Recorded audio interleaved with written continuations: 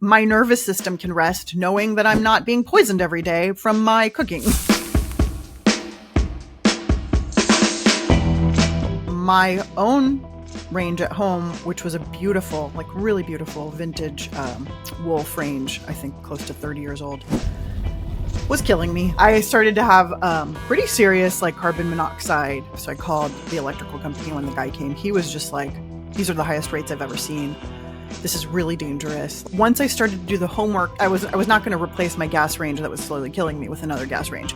So I knew I wanted electric, ideally induction. I certainly have peace of mind that I did not have before.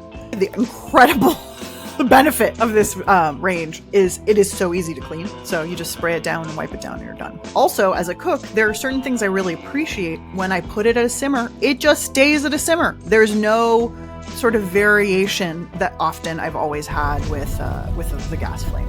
It's a totally different experience. The fact that I, who was so like firmly and sternly against this thing, and now it's just a part of my life that I don't even think about.